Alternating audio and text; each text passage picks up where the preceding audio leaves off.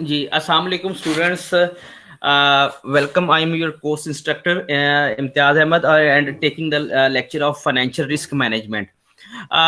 Today is our interactive lecture, and we will discuss about the previous two recording lectures.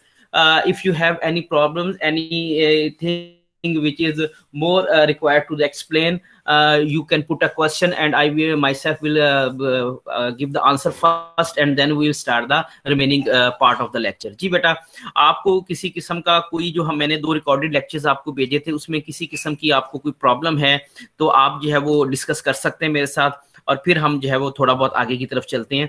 तो basically आज का जो interactive session है उसका पर्पस यही है कि आपके साथ जो है वो चीज़ों जो आपके इश्यूज हैं उनको डिस्कस किया जाए. अगर कोई टर्म्स कोई चीज़ आपको जो है वो क्लियर नहीं हुई तो उसको रिपीट कर दिया जाए. जी बेटा, किसी स्टूडेंट की तरफ से कोई क्वेश्चन है तो वो रेस कर सकता है.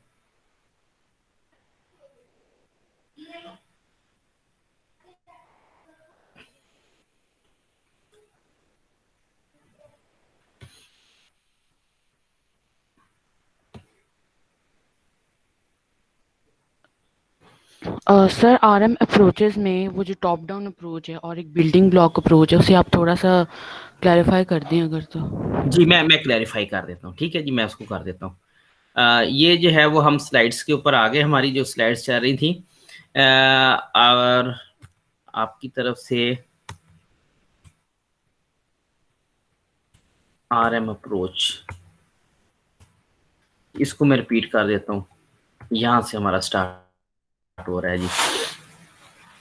आरएम सिस्टम आपका जो है वो उसके ऊपर हम जो है वो बात करते हैं कि ये हमारा आरएम सिस्टम क्या था. ठीक है जी, इसके अंदर हमने रिस्क को हमने कैसे जो है वो कैलकुलेट करना है, कैसे हमने देखना है, तो ये तमाम चीजें जो है वो इनको चेक करना है.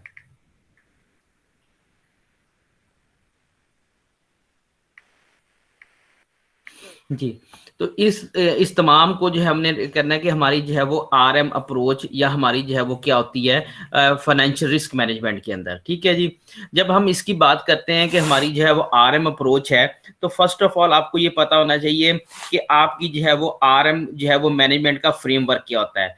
इसके अगर हम ओवरव्यू के ऊपर जाएं तो हम कहते हैं जी, all companies faces risk, without risk there is no reward. ठीक है जी, तमाम जो आपकी कंपनीज हैं they are facing the risk, और बगैर रिस्क के कोई रिवॉर्ड नहीं. रिस्क तभी होता है ना जब आप क्या करते हैं, इन्वेस्टमेंट करते हैं या कोई प्रोजेक्ट शुरू करती हैं, तो वहां पे आपको क्या होता है कि फाइनेंशियल रिस्क क्या करना है वो फेस करना पड़ता है.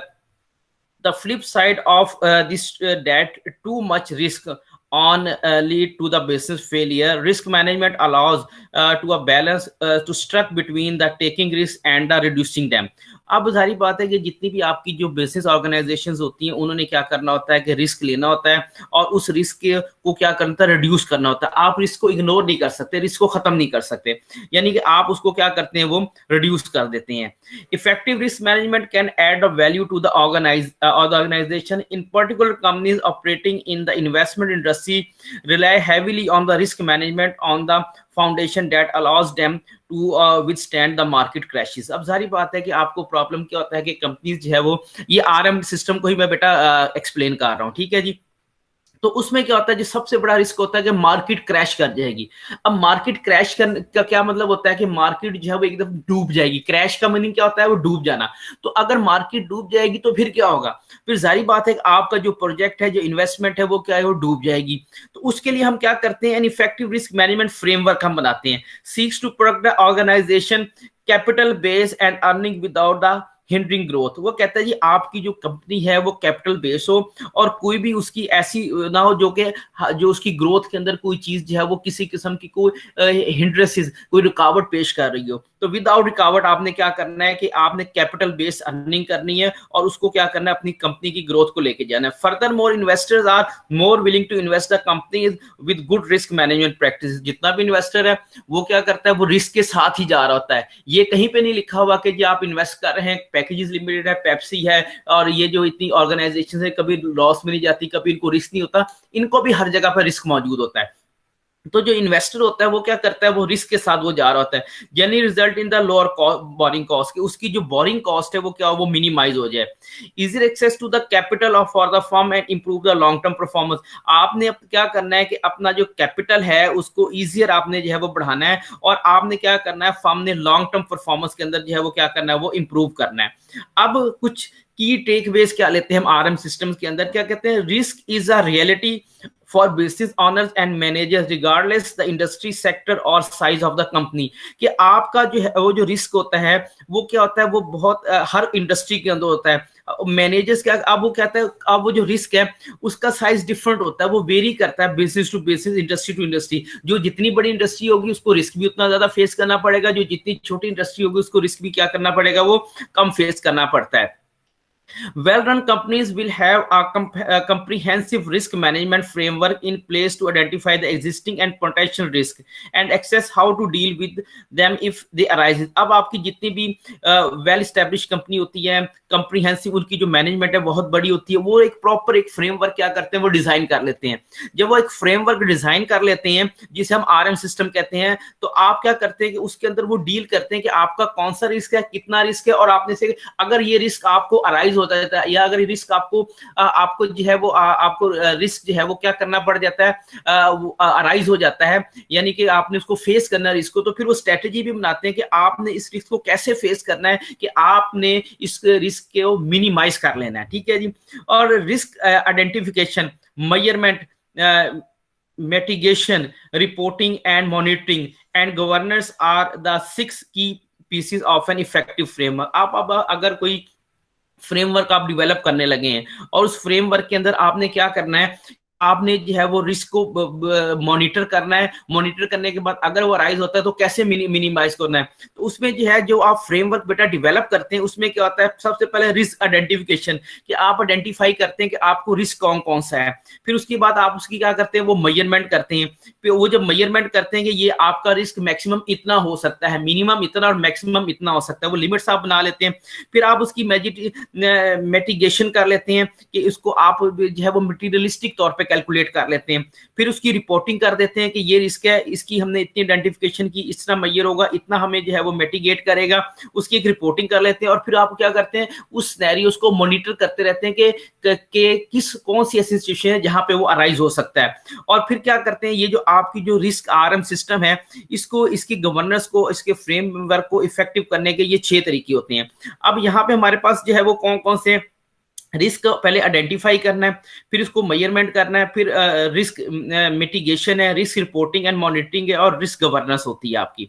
ठीक है जी। अगर हम रिस्क यहाँ पे भी यही चीजें लिखी है, रिस्क का ऑडिट करना है, मे प्रोवाइड इनिशियल अंडरस्टैंडिंग करना है, मॉनिटर करना है, फ्रेमवर्क बनाना है, how does the two manage and should manage internally and which should be passed on others. तो पहली हमारी जो इसके अंदर बात आ जाती है वो आ जाती है रिस्क आइडेंटिफिकेशन की।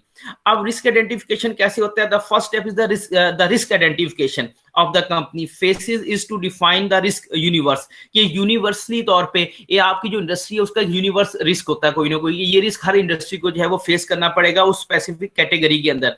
The company faces is to define the risk universe. उसके बाद the risk is universe is simply list of all possible risk, यानी कि अब हम रिस्क यूनिवर्स को डिफाइन कर रहे हैं कि जो आपका रिस्क यूनिवर्स होता है वो क्या होता है, वो क्या होता है, यूनिवर्सल होता है। वो आपके लिए जो है वो हम एक लिस्ट बना लेते हैं कि ये पॉसिबल जो रिस्क है ये हमारी कंपनी को क्या करने पड़ेंगे, फेस करने पड़ेंगे। फॉर एग्जांपल इंक्लूड है आईटी रिस्क है। आईटी रिस्क में क्या है कि हैकर्स ने हमला किया और आपका पूरा का पूरा डाटा उठा लिया, आप एम्प्टी होके बैठे हुए हैं, आप अपनी जो है वो सारा सिस्टम ही आपका उसने कोलैप्स करके रख दिया। आईटी रिस्क हो गया। जिस सब बैंकों के ऊपर हैकर्स का हमला होता है, तमाम डाटा ले लेते हैं लोगों के, जो है वो अकाउंट्स में से रकमें जो है वो अमाउंट्स कहाँ चाइना शिफ्ट हो जाती हैं, तो जारी बात है ये रिस्क उसने बर्दाश्त करना ही करना है। अगर ऐसा हमला होता है तो उन्होंने उसकी भी स्ट्रेटेजी बनाई हुई है कि डाटा कैसे रिट्रीव करना है और अपने डिपॉजिट को कितना सेव करके रखना है। ठीक है जी, क्योंकि उसमें अकाउंट होल्डर का तो कोई कसूर नहीं है, तो अकाउंट होल्डर को तो आपने अमाउंट पे करनी ही करनी है। रिस्क किसका है, बैंक का, कि उसको रिस्क हो जाएगा, उसको लॉस हो जाएगा, हैवी डैमेजेस पे करने पड़ेंगे। ठीक है जी। आईटी का रिस्क हो सकता है। ऑपरेशनल रिस्क हो सकता है कि आप क्या करते हैं, ऑपरेशन रिस्क में जो है वो कोई और इंडस्ट्री आई है जिस तरह बैंक की, तो दूसरा कोई नया बैंक आया, उसने क्या किया कि डबल सैलरीज के ऊपर आपके ऑपरेशन मैनेजर ऑपरेशन अमला लेना शुरू कर दिया। जारी बात है नया आप जो है वो एम्प्लॉयमेंट रखेंगे तो उनको ट्रेन करने में टाइम लगेगा और आपकी एफिशिएंसी क्या होती है वो बैंक की वो मुतासिर हो जाती है। ठीक है जी। एग्जाम्पल्स के बाद आप देखें जी, रेगुलेटरी रिस्क आप करते हैं, लीगल रिस्क हो सकता है कि आपके ऊपर कोई कानूनी चाराजोई हो सकती है, पॉलिटिकल रिस्क हो सकता है जिस तरह आजकल बहुत ज्यादा अनस्टेबिलिटी है, पॉलिटिकल अनस्टेबिलिटी है, ठीक है, लोग इन्वेस्ट करते हुए या प्रोडक्ट्स की सेल परचेज के अंदर जो है वो क्या करते हैं, उसकी प्रोडक्शन में भी जो है वो बहुत केयरफुल हो जाते हैं। फिर स्ट्रेटेजिक रिस्क हो जाता है और क्रेडिट रिस्क, आपने स्ट्रेटेजी बनाई है। क्रेडिट रिस्क भी क्या है कि जो आपने क्रेडिट आपको नहीं मिल रहा, अगर मिल रहा है तो आपसे वक्त से पहले डिमांड कर रहा है, तो ये एक पॉसिबल रिस्क होती है जिसकी आप लिस्ट बना लेते हैं according to their company.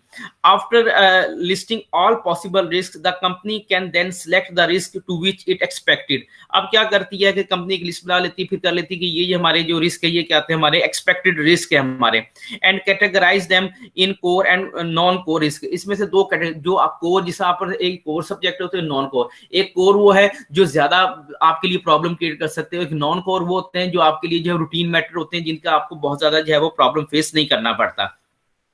Core risks are those that the company must take in order to drive performance and long term growth. ठीक है जी, जो आपकी परफॉर्मेंस पे करते हैं और लॉन्ग टर्म ग्रोथ के ऊपर इंपैक्ट करते हैं। और non core risk are often not essential and can be minimise and eliminated. जो नॉन कोर होते हैं वो ज्यादा प्रॉब्लम फेस नहीं करते, उनको मिनिमाइज भी किया जाता है और एलिमिनेट भी किया जा सकता है। सेकंड, इसमें जो हमने बात की थी वो है रिस्क मैनेजमेंट की, कि क्या जी मैनेजमेंट का रिस्क इसके अंदर क्या होता है बेटा। Risk management provides information on the quantum of either specific risk expose और एग्रीगेट रिस्क एक्सपोज, यानी कि आपको क्वांटिटम क्वांटिटी के अंदर बता देती है कि ये आपका एक्सपेक्टेड स्पेसिफिक रिस्क है, या उसको एग्रीगेट करके यानी कि तमाम रिस्क को एग्रीगेट करके एक्सपोज कर देती है। And probability of a loss during occurring due the those exposures, कि आपके जो है वो स्पेसिफिक टाइम पीरियड में कितने कितने जो है वो लॉसेस होंगे जो आपके एक्सपोजर करेंगे। When measuring specific risk exposure, it is important to consider the effect of the risk the overall profile of to the organisation, कि अगर ये जो आपका अगर रिस्क आता है तो ओवरऑल कितना होगा और कंपनी की प्रोफाइल के ऊपर जो है वो कितना जो है वो इफेक्ट करेगा। सम रिस्क में provide the diversification benefits while others may not, कुछ आपकी जो है वो डाइवर्सिफाई हो जाते हैं जिन्हें आप क्लासिफाई कर सकते हैं और उससे आपकी जो बेनिफिट है समटाइम उससे जो है वो किसी किस्म का कोई इफेक्ट नहीं पड़ता। Another important consideration is the ability to measure and expose, और कुछ ऐसे रिस्क होते हैं जो आपकी एबिलिटी के ऊपर करते हैं और फिर उस वक्त आपकी जो एबिलिटी है वो क्या होती है, वो एक्सपोज हो जाती है। फॉर एग्जांपल मार्केट का रिस्क है, can be measure using observe market price. अब आप कैसे करते हैं, जो मार्केट की प्राइस होती है उसे ऑब्जर्व करते हैं और उसके साथ उसको लेके चलते हैं। But measuring operational risk is considered both an art and A science, और जो आपकी जो है वो ऑपरेशनल रिस्क है यानी कि उस तमाम एक्टिविटीज को ऑपरेट करने के रिस्क है, वो आपकी दोनों तरीके से होती है कि आपके पास आर्ट क्या है उसको कंट्रोल करने का और क्या साइंस आप लगाते हैं ताकि उसको जो है वो इजीली आप जो है वो मेजर कर लें। उसके बाद नेक्स्ट आ जाता है जी risk mitigation, having categorising and measuring risk, यानी कि आपने इसको कैटेगराइज में ले गए फिर आपने उसको क्या किया, वो मेजर किया। अब company can then decide on which risk to eliminate और मिनिमाइज, कि आपकी जो उस वक्त क्या होता है कि आपकी जो कंपनी है उसकी मैनेजमेंट ये डिसाइड करती है कि किस रिस्क को आपने क्या करना है, वो आपने किस कैटेगरी के अंदर लेके जाना है, ठीक है, और उसको आपने क्या करना है कि किस तरह आपने एलिमिनेट करना है या उसको मिनिमाइज करना है। दो चीजें होती हैं, या उसको कम किया जा सकता है या उसको जो है वो मिनिमाइज किया जा सकता है। ठीक है जी। Risk mitigation can be achieved through an outright sale और एसेट, आप इसको कैसे कर सकते हैं कि कोई भी आपका एसेट होता है उसे आप आउटराइट करते हैं, उसे सेल कर देते हैं, और लायबिलिटीज आपकी होती हैं उन्हें पे ऑफ कर देते हैं। बाइंग इंश्योरेंस है तो आप इंश्योरेंस बाय कर लेते हैं ताकि अगर इसे अगर कोई लॉसेस हो तो हम इंश्योरेंस कंपनी से उसे रिकवर कर लें। हेज कर लेते हैं विद डेरिवेटिव्स के साथ, या डिवर्सिफाई कर लेते हैं, उसे क्या करते हैं डिफरेंट कैटेगरीज के अंदर जो है वो शिफ्ट कर देते हैं। उसके बाद नेक्स्ट इसमें जो है वो आपकी क्या थी, रिस्क रिपोर्टिंग एंड मॉनिटरिंग की बात कर रहे हैं कि आपने इसे जो है वो कैसे मॉनिटर करना है और कैसे इसकी रिपोर्टिंग करनी है। ठीक है जी। It is very important to report the regularly on the specific and aggregate risk measure, ये बड़ा आपके लिए अहम है कि आपने इसे रिपोर्ट कैसे करना है रेगुलर को, और जो इस का जो रिस्क है उसको कैसे आपने एग्रीगेट करना है in order to ensure that risk level remain at an optimum level, कि आपका जो रिस्क लेवल है वो ऑप्टिमम लेवल के ऊपर रहे। ठीक है जी।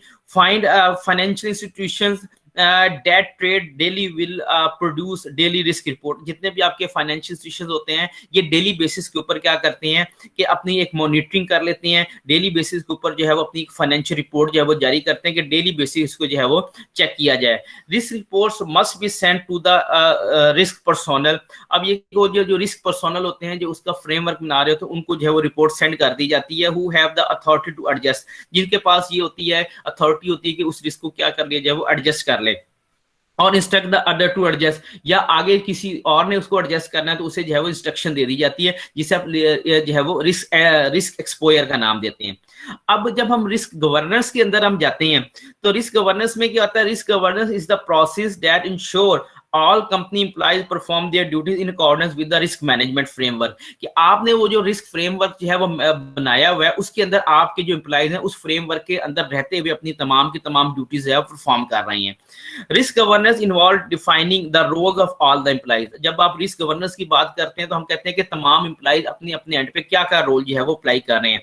Suggesting duties and assigning authorities to individual, आप उनको जो ड्यूटीज हैं वो सजेस्ट कर देते हैं, उनको जो है उनकी अथॉरिटी इंडिविजुअल को उसकी अथॉरिटी भी क्या करते हैं वो असाइन कर देते हैं कि क्या उसकी ड्यूटी इंडिविजुअल की और क्या उसके पास जो है वो अथॉरिटी जो है वो मौजूद है उस इंडिविजुअल के बाद।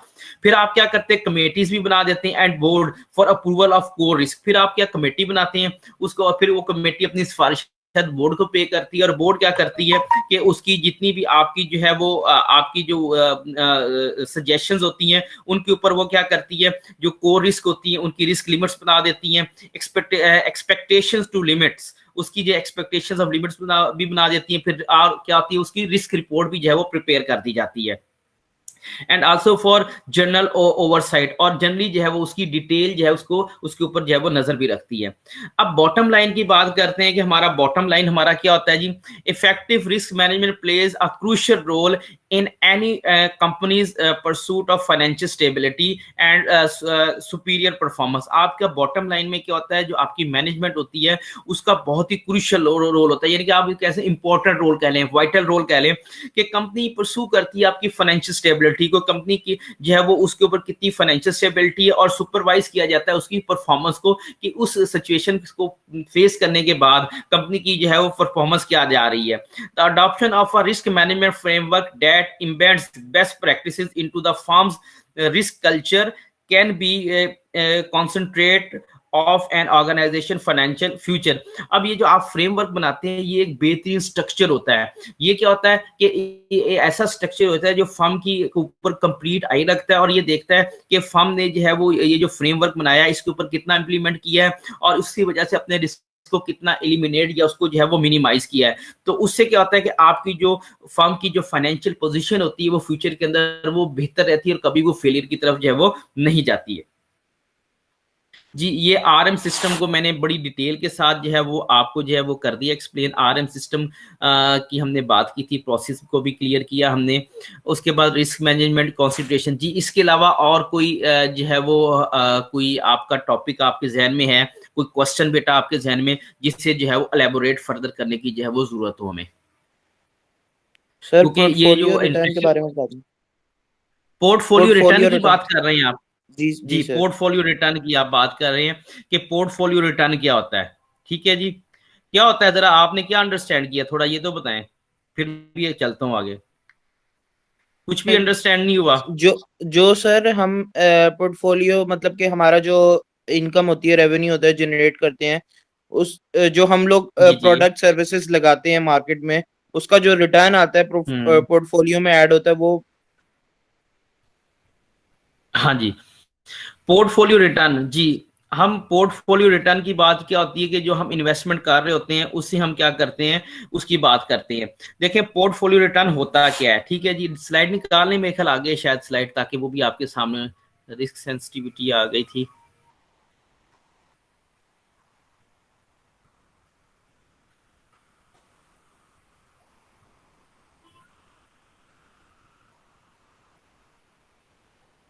हाँ जी, पोर्टफोलियो रिटर्न्स की बात कर रहे थे।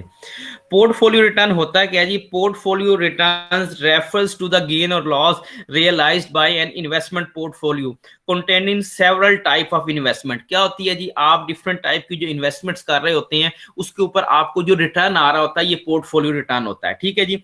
इसके ऊपर हमें भी जाहिर बात है, जब आपने कहीं इन्वेस्टमेंट की है तो आपको फाइनेंशियल रिस्क आ गया कि अगर आपने अपने रिस्क को, अपनी वो जो इन्वेस्टमेंट है उस रिस्क को प्रॉपर आपने मैनेज नहीं किया हुआ, तो उसके ऊपर आपको क्या अगर लॉस हो जाएगा, रिटर्न के बजाय लॉस रिटर्न हो जाएगा आपको बजाय प्रॉफिट होने के। तो उसके ऊपर आपको जो सेवरल टाइप्स ऑफ इन्वेस्टमेंट है उसके ऊपर आपको जो रिटर्न आ रहा है वो आपने क्या करना है, उसे डिस्कस करना है। Portfolio return seeks to meet the stated benchmarks. अब आपका जो है, जब आप इन्वेस्टमेंट करते हैं तो आप उसका बेंचमार्क देखते हैं, ठीक है जी। बेंचमार्क देखते हैं कि आपको जो है वो कितना उसके ऊपर जो है वो आपको जो है वो रिटर्न आ जाएगा, कितना प्रॉफिट आ जाएगा। जिस तरीके से आपने गवर्नमेंट सिक्योरिटीज के अंदर किया या बैंक में आप डिपॉजिट रखवाते हैं, वो अभी आपकी आपकी तो इन्वेस्टमेंट हो गई। आपको पता है कि बैंक कहता है हम आपको 11% देंगे, तो आपको पता है ये एक बेंच मार्क है, ठीक है। और साथ बैंक कहता है मार्केट सिचुएशन से ज्यादा भी हो सकता है, कम भी, तो एक बेंच मार्क दे दिया कि 11% आप जहन में रख लेते हैं कि आपको 11% तक जो है वो दिया जाएगा। तो आप क्या करते हैं, एक स्पेसिफिक बेंच मार्क जो है वो आपको दे दिया जाता है।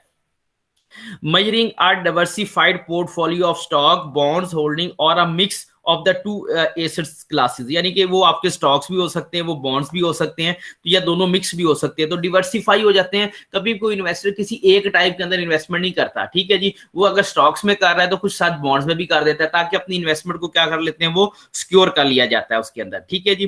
Portfolio aims to deliver returns based on the stated objective of the investment strategy. अब ये क्या होता है, ये आपकी जो है वो स्टेटेड जो है वो क्या होती है, वो स्ट्रेटेजी होती है जिसके अंदर आपने क्या करने, अपने ऑब्जेक्टिव जो है वो अचीव करने होते हैं, as well as the risk tolerance. और इसमें क्या होता है कि आपका रिस्क टॉलरेंस भी होता है कि अगर खुदा ना खासा आपको कोई लॉस हो जाता है, कोई रिस्क आ जाता है, तो आप उसको क्या करते हैं कि इजिली जो है वो बेयर भी कर सके, ठीक है। रिस्क टॉलरेंस तो हम इसको कहते हैं ना कि रिस्क क्या है, पढ़ तो फाइनेंशियल रिस्क मैनेजमेंट रहे हैं, तो इन्वेस्ट के अंदर अगर ऊपर अगर हम प्रॉफिट को कैलकुलेट कर रहे हैं तो हमें रिस्क भी है कि हमें लॉस भी हो सकता है, तो हम उसको भी बेयर करने की पोजीशन में हो, उसको टॉलरेट कर लें। इन्वेस्टर्स स्पेशली हैव वन और मोर टाइप्स ऑफ पोर्टफोलियोज। अब एक पोर्टफोलियो नहीं होता, इन्वेस्टर बहुत समझदार होता है, वो क्या करता है, अपने रिस्क को मैक्सिमम मिनिमाइज करने की कोशिश करता है, तो वो डिफरेंट टाइप्स की उसके पास जो है वो क्या होती है, इन्वेस्टमेंट होती है, यानी कि वन और more types of portfolio in the investment, and they seek to achieve the balance return over the time. और कहता है कि उसने जो रिटर्न एक्सपेक्टेड किया हुआ वो ओवर द टाइम पीरियड क्या करेगा, वो हासिल कर लेगा। There are many types of portfolio available to investigate from the entities. आपके पास बहुत सारे पोर्टफोलियोज होते हैं ताकि आप इजीली उसे जो इन्वेस्टिगेट कर लें। इक्विटीज को कर लें, डेट टू बैलेंस फंड आपके हो जाते हैं, consisting of a mix of stock bonds and cash. आप क्या करते हैं कि आप उसे मिक्स कर लेते हैं, स्टॉक्स में भी ले जाते हैं, बॉन्ड्स में भी ले जाते हैं, ताकि अपने रिस्क को जो है वो मिनिमाइज कर लें। Many portfolios will also include international stocks. बहुत सारी जो पोर्टफोलियोज आप बनाते हैं उसमें आपके इंटरनेशनल स्टॉक्स होते हैं, and some exclusive focus on the geographic region. और कुछ जो है वो जियोग्राफी के ऊपर। इंटरनेशनल में तो आपने पूरी दुनिया में जहां चले जाएं, और जब आप जियोग्राफिक की बात करते हैं तो आप क्या करते हैं बेटा, आप कहते हैं कि आपने सेंट्रल एशिया को करना है, ठीक है, आपने साउथ एशिया के कंट्री को करना है, आपने यूरोपियन यूनियन को करना है, आपने सब अकाउंट यानी कि आपने सार्क के कंट्रीज को करना है, तो आप एक स्पेसिफिक रीजन के अंदर क्या को करते हैं, उसे फोकस कर लेते हैं, ठीक है जी। पोर्टफोलियो जी रिटर्न को सर। अगर आपने कैलकुलेट करना हो तो उसके लिए हम एक फॉर्मूला लेके जाते हैं। क्या होता है जी, for illustration purpose let's assume that the returns from the two assets in the portfolio are rupee r naught और r1, ठीक है जी। r naught आपकी बेसिक होती है, r1 आपकी फर्दर वाली होती है। also assume that the weights of two assets of the portfolio, और पोर्टफोलियो हम कहते हैं उसको हम w naught और w1 का नाम दे देते हैं, पहले क्या आती है और बाद में क्या है। also note down the sum of the weighted of the assets on the portfolio। तो फार्मूला क्या होगा, rp portfolio is equal to weight 1 multiply by r1 plus क्या कर देंगे, वेट 2 मल्टीप्लाई बाय r2। तो इस तरीके से आप क्या करते हैं, पोर्टफोलियो जो है वो कैलकुलेट कर लेते हैं। अगर आप इस स्लाइड्स पे भी देखें तो यूजिंग कैलकुलेट द रिटर्न्स, आपको रिटर्न दिया हुआ है, आप इसको कोई भी नाम दे रहे हैं। CF0 आपकी बेस है, CF1 आपने बाद में जो इन्वेस्टमेंट की है वो आपने कैलकुलेट की है, तो आप उसे परसेंटेज में कैलकुलेट कर लें या आप उसे जो है अमाउंट्स में कैलकुलेट कर लें, ये it's all depend upon you, ठीक है जी। नेक्स्ट बेटा कोई क्वेश्चन है तो बताएं, जो हमने पिछला पढ़ा है। मैं पिछले के ऊपर इसलिए फोकस कर रहा हूँ कि क्योंकि वो आपका जो है वो रिकॉर्डेड सेशन था और आपने जो है उसे बड़े अच्छे तरीके से जो है वो देखा होगा, और जो जो आपकी प्रॉब्लम्स हैं उनको मैं साथ साथ जो है वो क्लैरिफाई करने की कोशिश कर रहा हूँ। जी बेटा और कोई क्वेश्चन?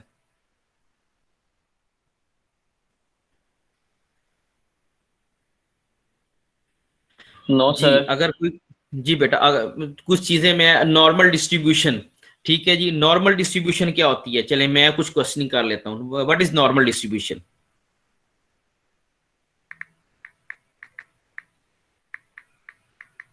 जी नॉर्मल डिस्ट्रीब्यूशन बताएं।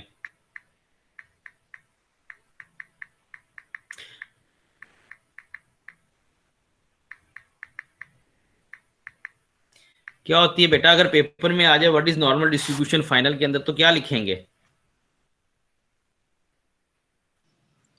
कैश की डिस्ट्रीब्यूशन जो मार्केट के लिहाज से होती है। और कोई स्टूडेंट?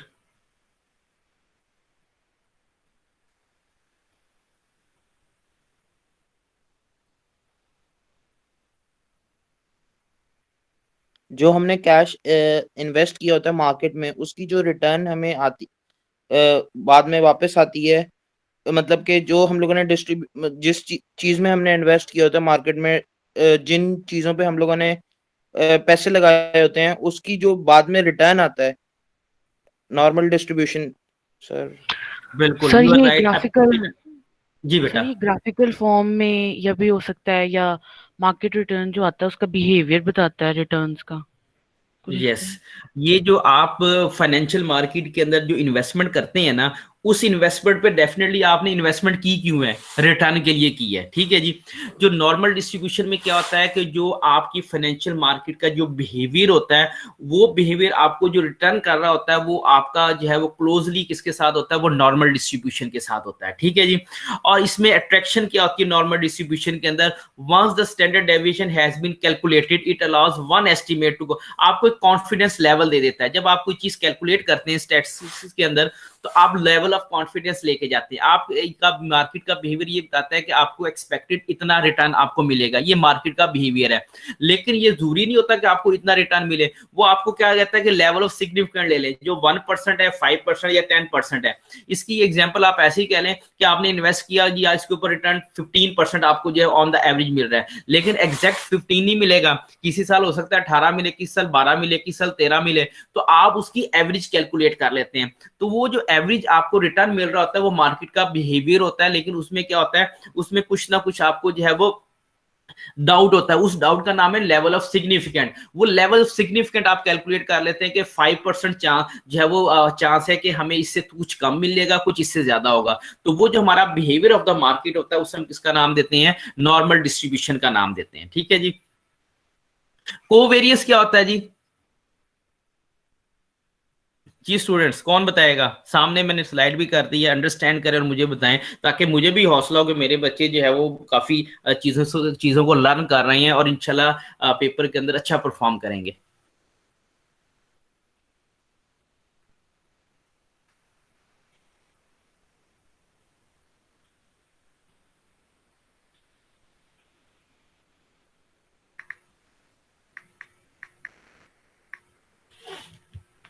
सर जी क्या होता है? सर जो हमने जिस एसेट पे हम लोगों ने सिंगली, मतलब एक पे फोकस किया हो इन्वेस्टमेंट के लिए, और उसका रिटर्न जो आ रहा हो, और फिर हम उसको अपने एक्सपेक्टेड रिटर्न से माइनस कर देते हैं, और फिर जो आउटकम हमें आती है उसको हम लोग वेरिएंस का नाम देते हैं सर। हाँ, ये बेसिकली स्टैटिस्टिक्स की टर्म है, ठीक हो गया बेटा, ये है स्टैटिस्टिक्स की टर्म है। और जब हम रिस्क मैनेजमेंट करते हैं तो यहाँ पे स्टैट्स का एक बहुत बड़ा पोर्शन, ये स्टैट्स का पोर्शन यूज हो रहा है कि यहाँ पे हमने कैलकुलेट कैसे करना है अपने रिस्क को। तो रिस्क कैलकुलेट करने के लिए हम वेरियंस जो है वो यूज करते हैं, और लिखा भी हुआ है covariance is a statistical similar to the variance. अब कोवेरियंस होता है क्या, it is a probability theory होती है, and statistics covariance is measured of the joint variability of two random variables. If the greater value of one variable mainly respond with the greater values of the other variables, and the same holders for the lesser value, the variance is positive. In the opposite case, when the greater value on one variable mainly correspond to the lesser value of the others, the covariance is negative. The sign of the covariance therefore show the tendency of the linear relationship between the variables. अब जारी बात है, हमारे पास दो variables होते हैं, एक हमारी इन्वेस्टमेंट है, उसके ऊपर हमें जो है वो रिटर्न है, वो रिटर्न हमारा पॉजिटिव भी हो सकता है और नेगेटिव भी हो सकता है। तो हमारे पास कितने वेरिएबल हो गए, दो वेरिएबल्स हो जाते हैं। The magnitude of the covariance is not easy to interpret because it is not normalized and hence depend on the magnitude of the variables. The normalized variance of the covariance, the correlation coefficient however shows its magnitude, the strength of the linear relationship. जो आपका linear relationship है उसकी क्या की जाती है, उसको जो है वो उसके relationship को जो है वो show कर रहा होता है जी। correlation coefficient क्या होता है, करें जरा अपने वर्ड्स में, कितनी समझ आई है आपको? जी बेटा,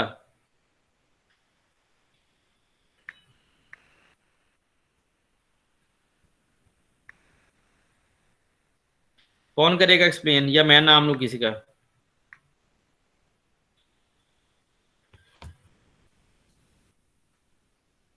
सर इसमें हम लोग एसिड की डिग्री मालूम करते हैं, जिसमें हम एक एसिड का बिहेवियर को दूसरे एसिड के बिहेवियर से मतलब के रिलेट करते हैं, और हम फाउंड करते हैं इसमें कोएफिशिएंट ऑफ डिटरमिनेशन, और फिर फॉर्मूले के उस जो सर एक्सप्लेन्ड है, मतलब कि कोएफिशिएंट स्क्वायर्ड लेके। सही सर दो एसेट्स या दो स्टॉक्स को जब हम देखते हैं, मेजर करते हैं उनके बीच की कोरिलेशन, जी अगर वो सेम डायरेक्शन में जी जा रहे हैं तो फिर वो पॉजिटिव हैं। और राइट होता है बेसिकली ये स्टैटिस्टिक्स की टर्म है, ठीक है जी। कोरिलेशन और कोएफिशिएंट किसकी टर्म है बेटा? स्टैटिस्टिक्स की काम है। Numerical measures of some type of correlation meaning a statistical relationship between two variables.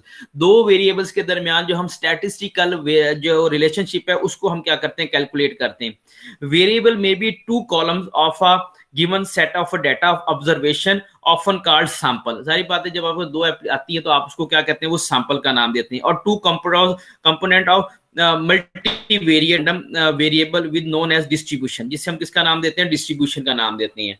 Various types of correlation if coefficient exist each with the other definition and own range of the usability and the characteristics.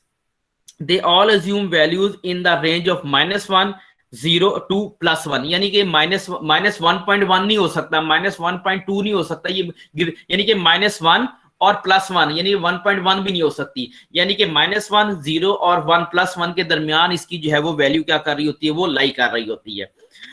Where +-1 indicates the strongest possible agreement and 0 the strongest possible disagreement। आपका answer जो है वो +1 और -1 के between रहता है तो ये स्ट्रॉन्गेस्ट आपकी पॉसिबल एग्रीमेंट होता है। लेकिन अगर ये 0 रहता है, ठीक है, ना 1 में जाता है ना -1 की तरफ जाता है, तो हम इसको क्या कहते हैं, स्ट्रॉन्गेस्ट जो है वो डिसएग्रीमेंट की तरफ जाता है, यानी कि आप इसे अप्रोच नहीं कर रहे। Tools analysis correlation coefficient present certain problem including the propensity of some types of distorted by the outliers।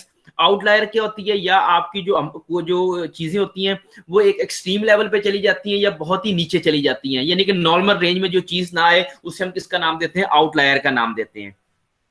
and the possibility of incorrectly being used to infer a causal relationship between the variables।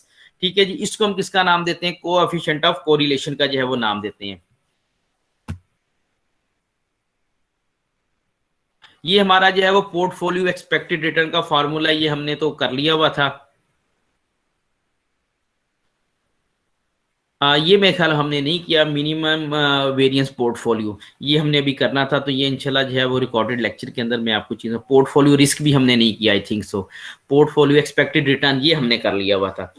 तो मुझे आप ये बताइएगा कि आज के जो lecture है इसके अंदर आपको जो है वो किसी किस्म की इंटरेक्टिव सेशन जो हमारा चल रहा है इसमें, क्योंकि मैंने कोशिश बेटा यही की है कि आप लोगों को जो है इन्वॉल्व किया जाए और चीज़ों को जो है वो उसमें जो जो आपके इश्यूज हैं उनको किया जाए, क्योंकि वीडियो सेंड करने के बाद बहुत सारी चीज़ें ऐसी होती हैं कि जो आपके जो स्टूडेंट्स, हमारे जो स्टूडेंट्स होते हैं, उनको जो है वो समझ नहीं आती, उसके लिए फर्दर एलेबोरेशन की ज़रूरत होती है। तो इंटरेक्टिव लेक्चर हमने इसलिए जो है वो किया है कि हमारे जितने भी हमारे जो स्टूडेंट्स हैं, उनको जो जो इश्यूज हैं उनको जो है हम क्या करें वो हल कर लें, ताकि हमें जो है वो किसी किस्म की कोई प्रॉब्लम ना हो स्टूडेंट एंड के ऊपर स्पेशली, क्योंकि ये चीज़ें आपने पेपर में प्रोड्यूस करनी है और कोई इम्बिग्यूटी है तो जारी बात है कि टीचर जो है वो बेस्ट आपका जो होता है जो आपको गाइडलाइन प्रोवाइड करता है, ताकि आपको जो है वो इजीली जो है वो आपके जो इश्यूज हैं उन्हें जो है वो रिजॉल्व कर लिया जाए। तो और फर्दर कोई क्वेश्चन है तो आप लोग कर सकते हैं। सर वो आपने कहा था प्रोजेक्ट के बारे में आप टॉपिक्स देंगे। हाँ जी बिल्कुल, प्रोजेक्ट के बारे में जो है वो मैं आपके साथ जो है वो डिस्कस करने लगा हूँ, और वो जो है वो ज़्यादा इम्पोर्टेंट, वो भी एक इम्पोर्टेंट इशू है। अच्छा जी, प्रोजेक्ट के हिसाब से जो है वो माशाल्लाह काफ़ी मेरे स्टूडेंट्स ऑनलाइन हैं। प्रोजेक्ट के हिसाब से बेटा हम ये करते हैं कि आपकी जो है ना वो मैंने कुछ प्रेजेंटेशन भी लेनी है, ताकि जो आपने प्रोजेक्ट में ऐसा करना है कि मैं आपका जो ये जो गूगल मीट है इसके ऊपर मैं आपको जो है ना वो आपके जो स्टूडेंट्स ऑलमोस्ट सारी जो है वो रजिस्टर्ड हैं, मैं आपको इधर एक बाय नेम जो है ना उसके ऊपर मैं आपको प्रोजेक्ट असाइन कर देता हूँ। आपने वो प्रोजेक्ट बनाना है, उस प्रोजेक्ट की गाइडलाइन भी मैं आपको उसके ऊपर अपलोड कर दूंगा, और वो प्रोजेक्ट आपने बना के जो है ना वो मैं आपको सफिशिएंट टाइम दूंगा, वो बना के आपने मुझे वो भेज देना है। और उसकी जो है आपने करना ये है कि उसकी जो है वो हम क्या करेंगे, कुछ सेक्शन रखेंगे उसके अंदर जो है वो हम उनकी प्रेजेंटेशंस भी आप से ले लेंगे, ताकि जो है वो एक हमारी जो प्रोजेक्ट जो है वो कंप्लीट हो जाए। और जो उसके साथ साथ जो है आज की क्लास के बाद मैं आपको एक क्विज और एक असाइनमेंट भी अपलोड कर दूंगा, कल का टाइम होगा, कल तक आप उससे जो है वो ऑनलाइन ही सबमिट कर दीजिएगा। तो प्रोजेक्ट के अंदर जो है वो टॉपिक्स मैं आपको असाइन कर देता हूँ, आपने उन टॉपिक्स के ऊपर जो है वो चीज़ें अब बनाना कैसे, आपने एक जनरल सी गाइडलाइन अभी बता देता हूँ। सबसे पहले बेटा आपने जो है वो उसका ओवरव्यू देना है कि आप जो प्रोजेक्ट बना रहे हैं इसका ओवरव्यू क्या है, जिसे आप एग्जेक्टिव समरी का नाम भी दे लेते हैं, ठीक है जी। फिर आपको जो मैं असाइन करूंगा फॉर्म, उन फॉर्म्स को अगर आपको डाटा ना मिले तो बता दीजिएगा, मैं फॉर्म चेंज कर दूंगा। आपने उनका जो है वो फाइनेंशियल डाटा लेना है, जो आपको इजीली पाकिस्तान स्टॉक एक्सचेंज की वेबसाइट से मिल जाएगा। आपने जो है वो करंट रिपोर्ट लेनी है, बहुत प्रीवियस डाटा नहीं लेना, क्योंकि प्रीवियस डाटा लेना जरा मुश्किल हो जाता है, वो समटाइम पे भी करना पड़ता है। आपने उनका करंट डाटा लेना है, और आपने उनका जो है वो रिस्क क्या करना है वो कैलकुलेट करना है, ठीक है जी। अब जो है वो पाकिस्तान स्टॉक एक्सचेंज के अंदर बहुत सारी कंपनीज रजिस्टर्ड हैं, और वहां पे बहुत सारे सेक्टर्स हैं। तो हर स्टूडेंट को सेपरेट सेक्टर जो है वो मैं असाइन करूंगा, ताकि जो है वो कैलकुलेटर, मतलब एक से है उसके पास सीमेंट सेक्टर है तो सीमेंट सेक्टर की कोई अच्छी फर्म उनको दे दूंगा, जैसा एक बहुत अच्छी कंपनी है लकी सीमेंट है, तो उसके ऊपर ये सीमेंट सेक्टर के अंदर क्या क्या रिस्क है। फिर उसके बाद आपकी जो है वो शुगर इंडस्ट्री है, उसको क्या क्या रिस्क है। फिर आपकी ऑटोमोबाइल की इंडस्ट्री होगी, यानी कि देर आर काफी सारी वहां पे जो है वो टाइप्स हैं। तो आपको जो है वो मैं असाइन कर दूंगा, उसके ऊपर आपने ओवरव्यू करना है, उसकी फाइनेंशियल स्टेटमेंट्स को देखना है, उसके आप जो है वो आपने जो है वो प्रोज एंड कॉन्स को देखना है। फिर आपने अपना एनालिसिस उसके ऊपर करना है इन्वेस्टमेंट के हिसाब से, कि अगर आप उसमें इन्वेस्टमेंट करें तो आपको आपकी इन्वेस्टमेंट पे रिटर्न कितना आपको मिलेगा, और कितना आपको उसकी अपनी इन्वेस्टमेंट के ऊपर जो है वो रिस्क मौजूद होगा। और फिर आपने एक रिस्क का फ्रेमवर्क ड्रॉ करना है कि ये आपके पॉसिबल रिस्क हैं, कौन कौन से रिस्क आपके कोर है और कौन कौन से नॉन कोर हैं, ठीक है जी। फिर आपने कोर रिस्क को कैसे आपने जो है वो हैंडल करना है अगर वो अराइज हो जाते हैं, और जो नॉन कोर है उन्हें दो चीजें की जाती है, या मिनिमाइज किया जाता है या इलिमिनेट किया जाता है। तो फिर आपने उसमें बताना है कि किन को इलिमिनेट किया जा सकता है और किस स्ट्रेटेजी के तहत किया जा सकता है, और किन को जो है वो मिनिमाइज किया जा सकता है, उसके लिए कौन सी स्ट्रेटेजी है अपनाई जाएगी। तो ये एक छोटा सा एक प्रोजेक्ट होगा, जिसके लिए मैं आपको तकरीबन 2 से 3 हफ्ते में आपको इंशाल्लाह दूंगा, और ये जो है वो इंशाल्लाह इसी वीक के अंदर जो है वो आपको बाय नेम कंपनीज अलॉट करके तो मैं अपलोड कर दूंगा, ठीक है जी। और 7 गाइडलाइन कुछ मैंने डिस्कस करनी, 7 गाइडलाइंस जो है वो आप क्या करूंगा वो मेंशन कर दूंगा। इससे रिलेटेड अगर असाइनमेंट, ये जो मेजर हमारी एक असाइनमेंट है, इससे रिलेटेड अगर किसी किस्म की कोई एम्बिग्यूटी है तो आप लोग उस पर भी क्वेश्चन रेज कर सकते हैं, क्योंकि अभी हमारे पास टाइम मौजूद है, और जितना ज्यादा हम नॉलेज हासिल कर सकते हैं वो हमें हासिल करना चाहिए।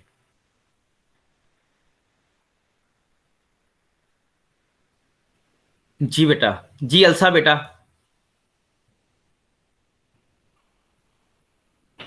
Yes sir. जी प्रोजेक्ट के मुतालिक किसी किस्म का कोई क्वेश्चन आपके जहन में, कोई एम्बिग्विटी? नो सर, क्लियर है, थैंक यू। ओके जी। जी, बाकी कोई स्टूडेंट्स की तरफ से अगर किसी किस्म से कोई प्रॉब्लम है तो वो मुझे जो है वो बता दे, ताकि जो है उसे हम डिस्कस कर लेंगे। आप मेरे वीडियो लेक्चर्स देख रहे हैं ना? जी अली रजा।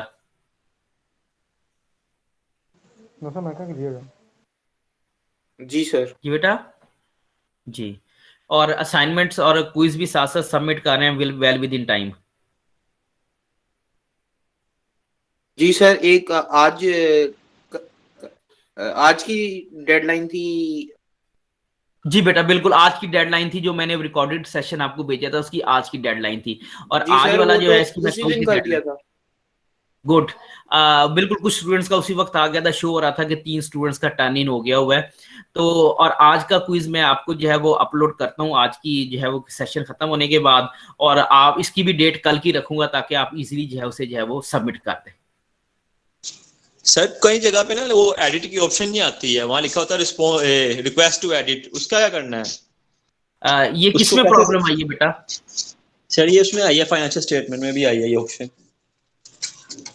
अपना रिक्वेस्ट टू एडिट का कौन से वाले क्वेश्चन में आई है, ये जरा क्लियर करें मुझे। वो उसमें सर, उसमें सॉरी कैश फ्लो स्टेटमेंट में।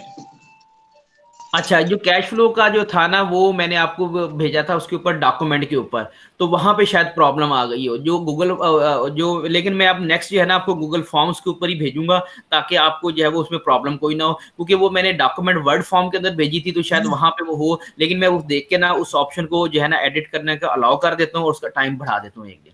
ठीक है जी। ठीक है sir, thank you sir. Thank you बेटा। ओके बेटा, टेक केयर। अल्लाह हाफिज। अल्लाह हाफिज।